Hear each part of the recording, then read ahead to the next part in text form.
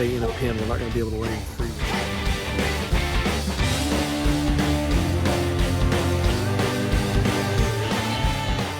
They're going to do well.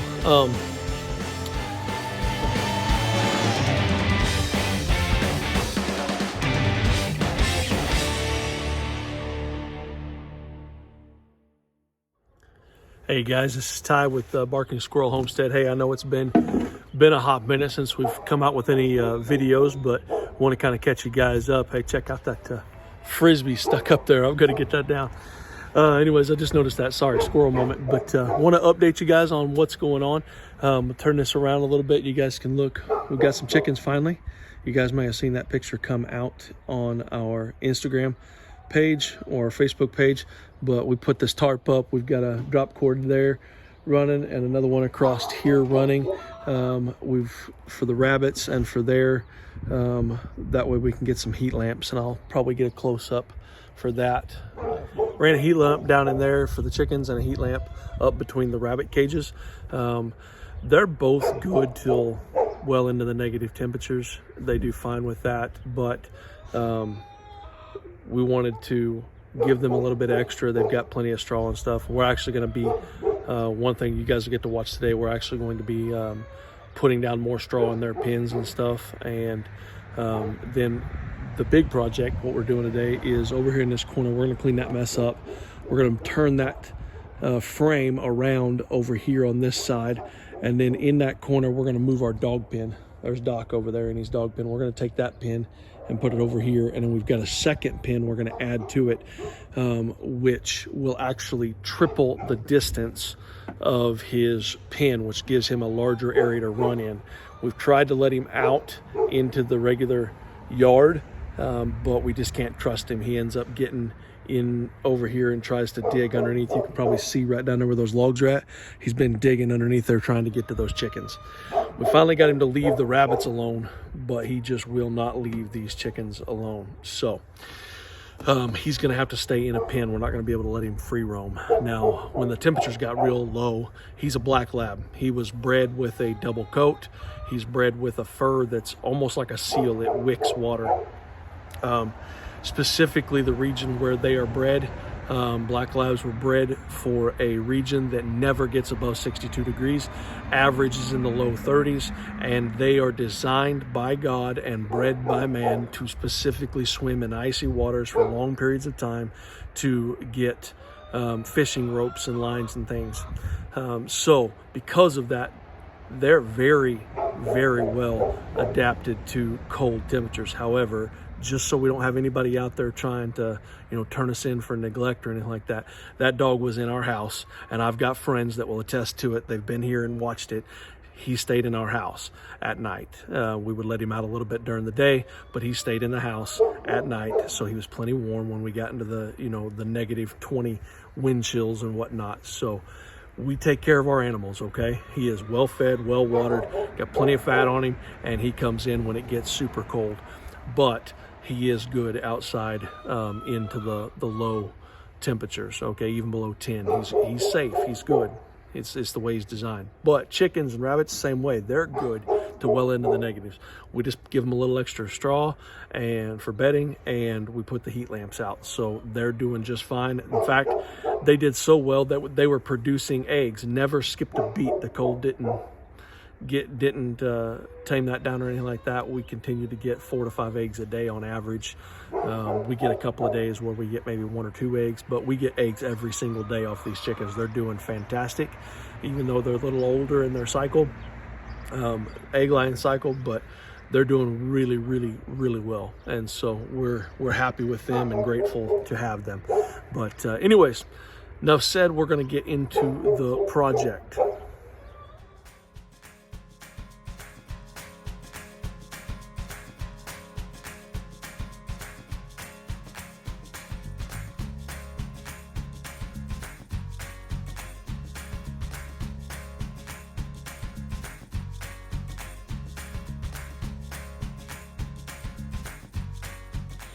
All right, guys, so as you can see, we got that part done.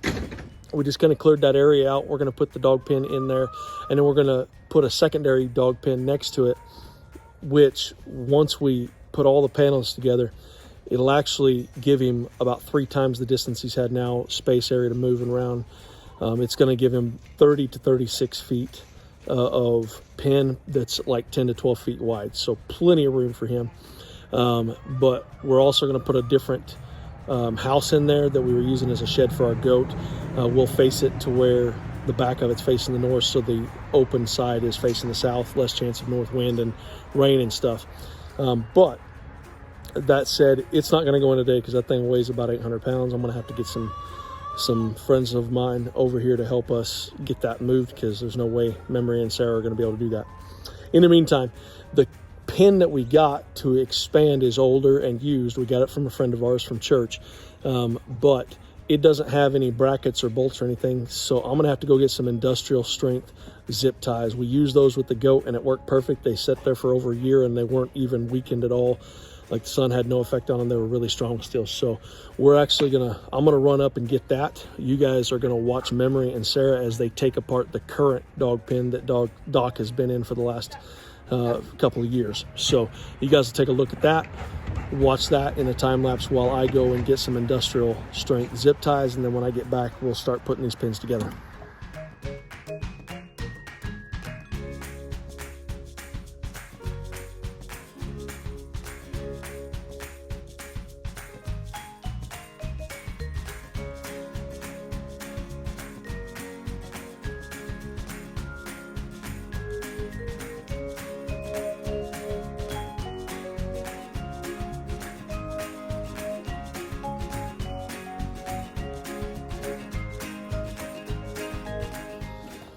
Okay, so I got back from the hardware store. I got my industrial straps.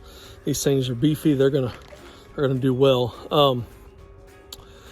But it doesn't look like they have much progress. I think they're struggling a little bit, so they're working away at it. But I'm gonna go over and see if I can give them a hand.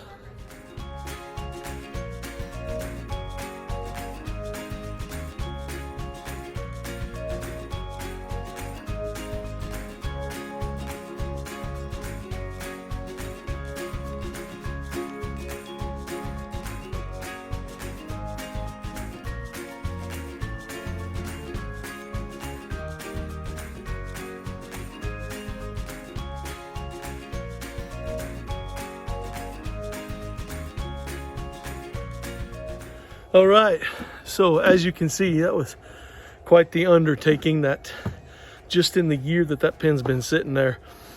Like I said, he had been in that pen for a couple of years. He was in that pen before where we used to live, but just here it's been not even a year, right? Maybe 11 months.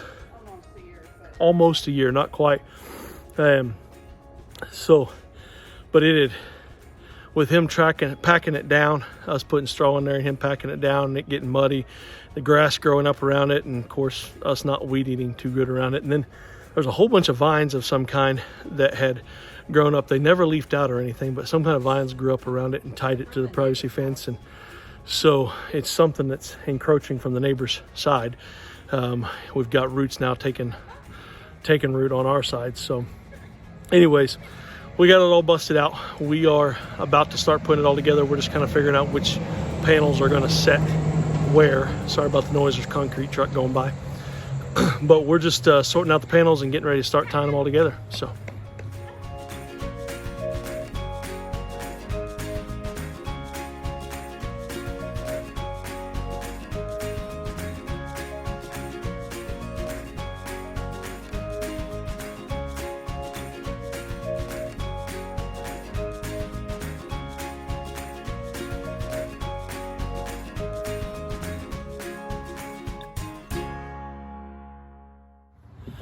All right, so there you have it. We got it all moved. That's where his pen was. Muddy mess over there. We're gonna clean that out. So that whole side there, we're actually going to begin doing our gardening. We're gonna have all of our garden stuff set up, and you guys will see that whenever we get to it. But this is Doc. Hey Doc. We got that igloo house in there. It's gonna eventually be on the other end, and that box I was telling you about is gonna be where it's sitting there.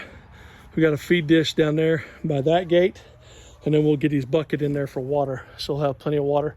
But that is, I haven't stepped it off, but that's every bit of 30, probably 36 foot by 10 to 12 foot wide run. So he's got a massive area. We've covered it in straw, plenty of bedding. There's fresh straw inside of his house as well. So plenty of area there, nice and secure. So we did have one little problem here where, because of the rigidity of this, it's real weak. We've got it tied off to the fence there, but I put one little post right here. I'm gonna have to get a larger T-post and drive it in. Probably one there and one down there on that, and strap those to a couple of T-posts, so that'll strengthen it up. There's our chickens out, scratching up the ground and eating. That is where our other set of rabbits are gonna go. Right now the rabbits are behind that tarp. We keep a tarp down whenever it's windy and wet, just to keep the water off of them, the wind off of them. It's not too cold out here right now. It's actually a pretty nice day. But you can kind of see one peeking her head through there. She's wanting to see. So we may put the tarp up for an hour or so today, let them get a little sunlight. What little bit there is pretty gloomy, but we spread some new straw out here as well. We're gonna check these feeders. On the chicken feeders, you guys watched the video on us making those. We moved them, we had mounted them there, but we ended up moving them over here just for ease of access. But we'll put 45 pounds of feed in there, and that one is empty. Let's see what the other one looks like.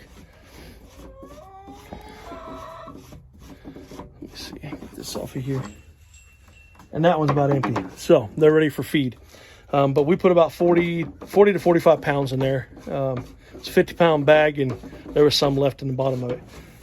But we're going to dump that in here, tide them over for a couple of days while we get a new bag of feed. But we put that in here when we put the chickens in here, which has been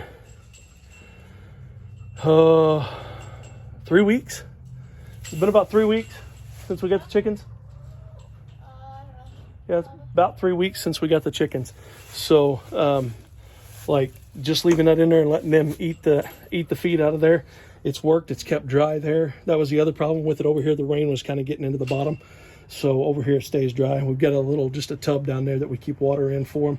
Change that every day. I've actually got a design I'm going to build for a water system that we shouldn't have to worry about freezing or anything as well. But they've been nesting in here, laying eggs. They've done great. They've loved it. The only thing we're not having luck with is getting them to go up into the nesting boxes. They're laying their eggs down on the ground. So the only thing I can think of is I mounted it too high, but I wanted it up off the ground. So what I'm probably going to do is build some type of a ramp up there to it, or mount maybe a roosting bar at the bottom edge of it, maybe 6-8 inches below the boxes out in front of it, that they can pop up to. But because we keep it open air, I didn't want to run. All of our cages before have had some type of wire mesh over the top or whatever. We keep this open air, and to keep them from flying out, because they will, we clip their wings. And I'm thinking with their wings clipped, they're not wanting to fly up to that. So we may build some kind of a ramp or something there. I don't know yet, but anyways, you can see the heat lamps that we have. We keep them suspended up nice and high. It adds plenty of heat. They're already warm enough in here. We've got this, creates a nice windbreak in here, but that adds a little bit of heat to it for them. We just leave those hanging up there, but we keep them suspended so we're not worrying about a fire or anything like that. And then we've got one that goes up between the rabbit cages in there, so they stay plenty warm. Let's see if you can get a good picture of the rabbits. There's Nutmeg. You can kind of see Coffee's, I think, did you call her Coffee? Yeah, Coffee's back over in the back. I don't know if you can see her, it's pretty dark in there, but there's Nutmeg there kind of looking at us. So, but they're doing well. We're hoping to get a buck for them here pretty soon, so we can start breeding rabbits again, and we'll get another doe as well, and we will be able to put those on that other side. And then we're going to look at what we're going to do as far as I don't want to say a brooding pen, but a pen for the kits. Once they get weaned off of the mom, we have to take them out so that we can breed her again. And so we're going to need to be able to have a place to put them until they are fattened up enough for butchering or whatever else we're going to do with them. One thing we're going to do is, you see that little 2x4 sticking up? I left that long. I'm actually going to build a custom birdhouse. I don't know what it'll attract, but we don't have any trees really. We've got this one pear tree that's dead or dying, and I'm gonna have to take it out. But we don't have any place for birds, and I'd really like to get some birds in here. So I'm going to put a birdhouse up there once I get it built. This frame is one of those Harbor Freight frames. It came with like a plastic cover on it that fell apart after 1 year's use. What we're going to do is we're actually going to take it, and I'm going to set it up on like deck blocks, put one in each corner and strap it to it. And then we're going to take some just barn tin like we put on top of the chicken house. We're going to put that across the top of the frame and on the sides, so it'll give us a little bit of a dry storage for our feed bins and like push mower up in there and stuff like that. So that's the plan, y'all. Appreciate you guys watching. If you haven't already, like and subscribe. Like the video, subscribe to the channel. Click that bell up there so you get notified when we do put out more content. We are planning on putting out more content. We'll do the shed kind of shack thing that we're going to use for dry storage there. We'll video that. Once we get the box moved in, we'll show you that as well. And then as we make some other changes here, we'll do that. And then of course, when we get into the gardening stuff, we'll do that. But we appreciate you guys' support. I know it's been kind of hit and miss with the content. Hopefully some more will be coming out. If you haven't already checked out our coffee or don't know about that, you can find out more about that on our Instagram and Facebook page. But you can go to thebarkingsquirrel.biz and you can buy coffee directly from us. It is roasted. We've got 2 different roasters here in the States, but we got beans from all over the world and lots of different flavor profiles. So there's something everybody is going to like. So we encourage you to check that out and be looking for that. But other than that, God bless y'all. Love y'all. Thanks for tuning in. Bye.